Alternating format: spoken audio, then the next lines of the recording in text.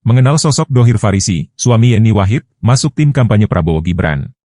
Dohir Farisi adalah suami dari putri Presiden keempat Abdurrahman Wahid, Gus Dur, Yeni Wahid.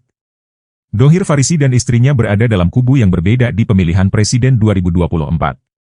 Dohir Farisi bergabung ke dalam jajaran Dewan Penasihat Tim Kampanye Nasional Prabowo Subianto Gibran Raka Buming Raka. Sedangkan Yeni Wahid telah mendeklarasikan dukungannya kepada Ganjar Pranowo Mahfud MD. Tidak banyak orang mengenal sosok Dohir Farisi. Berikut profil dan biodatanya. Mengutip Kompas.com, Dohir Farisi adalah putra pasangan H. Ma'ruf Hashim dan H.J.M. Arufah. Farisi yang lahir pada 14 April 1976 dibesarkan di lingkungan keluarga Nahdliyin.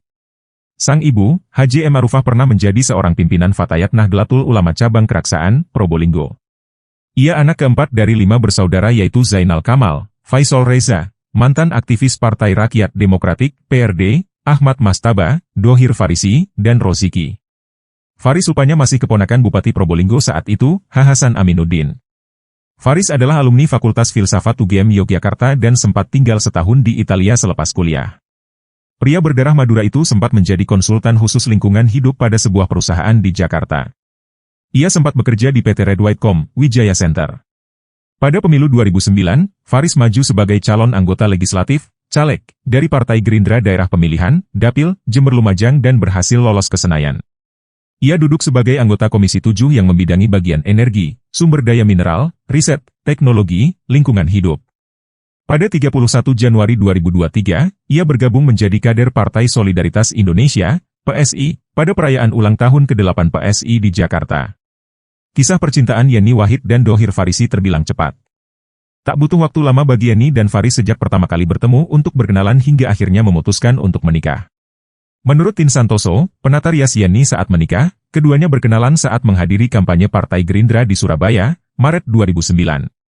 Kampanye itu dihadiri Gus Dur bersama Yeni. Saat kampanye berlangsung, datang masa Gus Dur dan ingin bersalaman dengan Gus Dur. Yeni yang selalu berdekatan dengan ayahnya sempat terdorong oleh massa. Untung Yeni mendapat pertolongan dari Faris sehingga tidak sampai terjatuh. Namun, Yeni dan Faris belum sempat berkenalan setelah kejadian itu. Seusai kampanye di Surabaya, keduanya mengaku sama-sama penasaran dan mencari nomor handphone masing-masing. Begitu perjuangan berakhir dan mendapatkan nomor handphone, keduanya saling menelepon. Sayangnya, mereka saling tidak mengangkat teleponnya karena kesibukan pekerjaan. Yeni lantas mengirimkan pesan pendek kepada Faris dan memperkenalkan diri.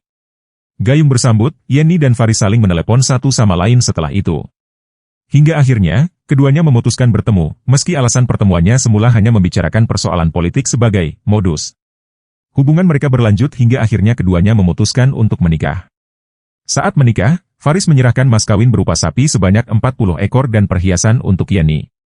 Ada alasan tersendiri kenapa Faris memilih sapi sebagai mas kawin. Sapi itu menunjukkan kekayaan kita. Sapi adalah hasil pertanian atau agrobisnis, ujar Faris dalam konferensi pers, di kediaman Gus Dur, Ciganjur, Kamis, 15 Oktober 2009.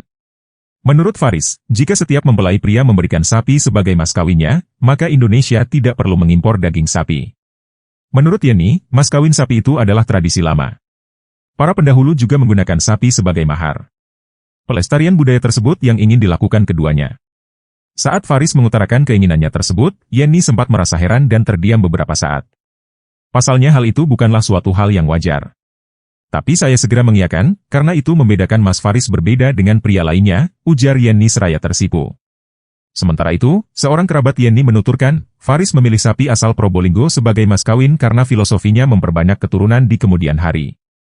Bahkan setelah menikah, keduanya berencana membuat peternakan sapi.